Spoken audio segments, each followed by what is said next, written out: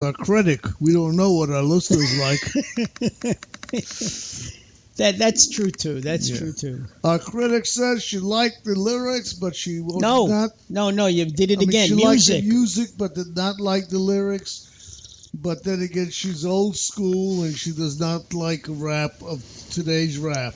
Well, I tell you, I don't care for rap either, but I tell you, the music was not overpowering, which actually gave me a chance to listen to what he was saying. And what did he say? I have no idea. I knew you were going to say that. But he wasn't yelling and screaming and everything. So, I mean, that in itself is a plus. Yeah, that's true. All right, the Rev wants to do one more. Yeah, why not? She looks pretty. Brenda Vila. Brenda Vila from Cyprus. Cyprus. All right. We haven't had a singer from Cyprus, I think since we started doing eye pluggers. Yeah, I don't remember anyway. So he is Brenda Vila from Cyprus. And it's the music in your soul. Yeah, baby.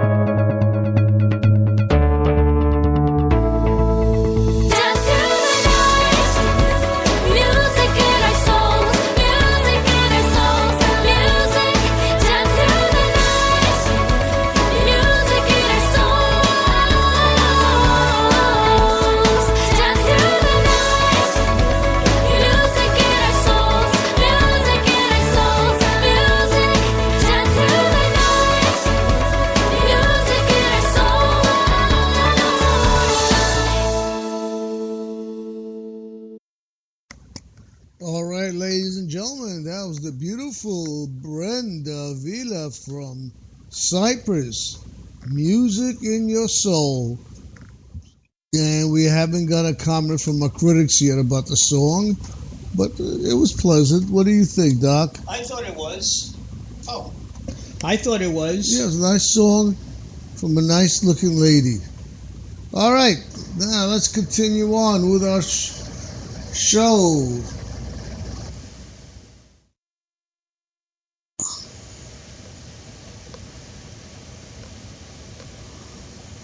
Okay, she love it. Great beat, great rhythm, and great lyrics. Makes me feel alive. Well, they're talking about the music in your soul. And makes me feel, I want to dance. All right. Leo Sayer. You make me feel like dancing. I want to dance the night away. Boy, you make me feel like dancing. You just chased that cat away, boy. Well, it was the decibel, you know. I hit a certain decibel and Popeye couldn't take it. Good taste, Popeye.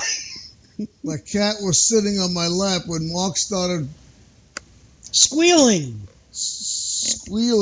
He ran like a bat out of hell, jumped right off my... I'm used to people running like a bat out of hell from me, so that's normal.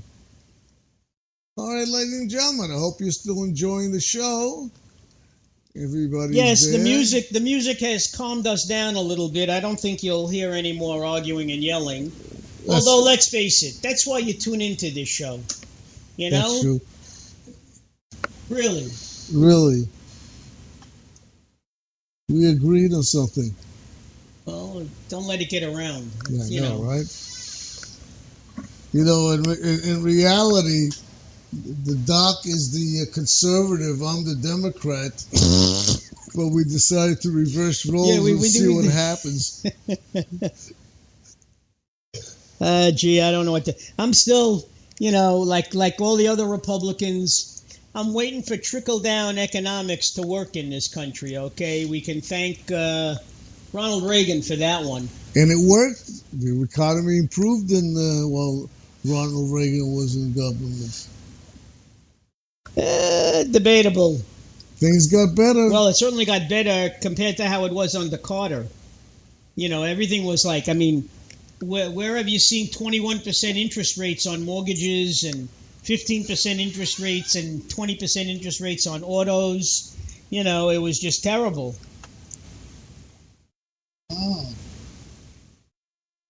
Yeah, that was a tough time. That's why you didn't make it a second term. It's true. That is true. And but he did a lot of good since he left the office. He's become a philanthropist. He was always, but the bottom line is he has always, more so than any other president, he has done more for humanity. You know, there's almost like a pun on his Habitat for Humanity, building homes in depressed areas. But he and Rosalind have done more since he left the White House. You know, a lot of people don't like his views on the Middle East because they say he tends to favor the Palestinians too much.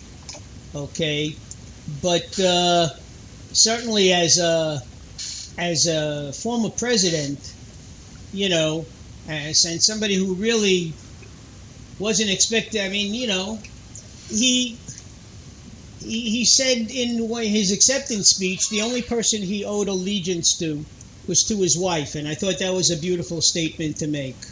Listen, him and his wife are wonderful people. They've helped a lot since they've gotten. And we're so happy that, you know, he was spared stage 4 cancer and he's in total remission.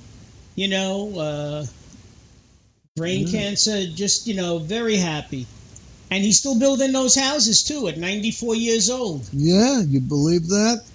And he's still eating peanuts. Or growing peanuts or something. But you know what his mother used to say? Miss Lillian used to say, after looking at my 3 children, because one was an evangelist, his brother Billy was a drunk. Alcoholic. Okay, and then Jimmy, she said, I should have practiced birth control.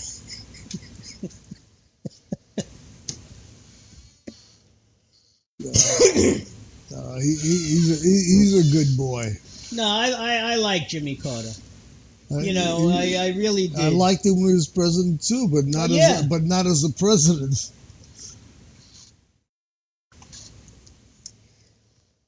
Luckily, I didn't have any big purchase to make when he was. Well, you know what really upset me about that? What really upset me was the fact that Iran was just waiting for the hour that Reagan was sworn in as president to release the hostages. They had reached an agreement a few days prior, and they refused to honor it until Reagan was president. So, of course, Reagan got all the accolades for, the Iranians freeing the hostages after 444 days. Well, why didn't they want to release it when... Because they wanted to sock it to Jimmy Carter. They didn't like Jimmy Carter. And while they were holding the hostages, they were in control. Yeah. That's when they released the hostages, we should have blown them up then. We wouldn't be worried about them building nuclear. Hey, look, unfortunately, here's another thing, when the Shah was there and it was a monarchy, it wasn't much better for the people. Actually having the mullahs and the religious people there, they have given supposedly more freedom to the people, even though if you were to talk to young people, young people in Iran are very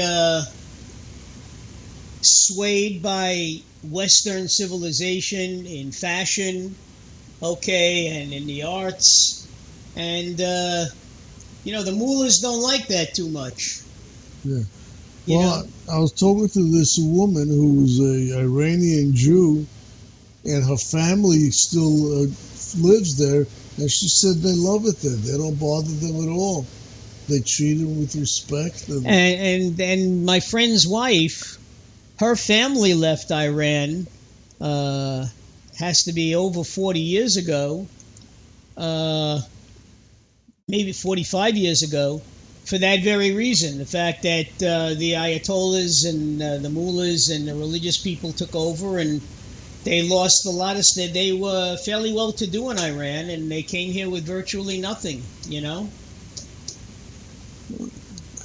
I guess if you live in Iran and you have money, it doesn't matter what religion you are. Well, you know what they say, money always talks. Yes, it doesn't matter. Yeah, but she said there's quite a few Jews still there, and they're happy, and they're not, the government, they're not prejudiced against them. She goes, it's not like what you hear that's like, Well, it's almost like here, money can buy you a lot of things here. Well, I'm not sure if they're rich. I'm just saying, she goes, it's not like people think it is. Well, you know what it is? Probably compared to the average person in Iran. They're comfortable. Maybe not rich, but comfortable. They can live comfortably, No, last time I was surprised that they let them live as Jews without pressure on them or anything. Well, if they're not as vociferous as me, and they don't point out flaws in the government, then they're safe.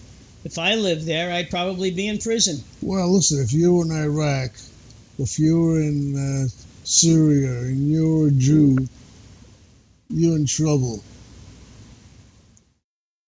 If you're Catholic, you're in trouble. Well, they couldn't circumcise me again because there's nothing down there. They'd have to look for it to chop it off. I know. I know how you feel. As you grow older, everything shrinks. You become shorter. You go from being an eel to being a turtle. Yeah, right. Anyway, enough of this language and talk. Ladies and gentlemen, I once again, I do want to remind you that we are having, and this is why we were late. We were in negotiations until about 9:15, trying to reach an agreement with management. The Rev and I, and the staff. We represent the staff, and management wants one thing, the staff wants another, and we're sort of caught in the middle.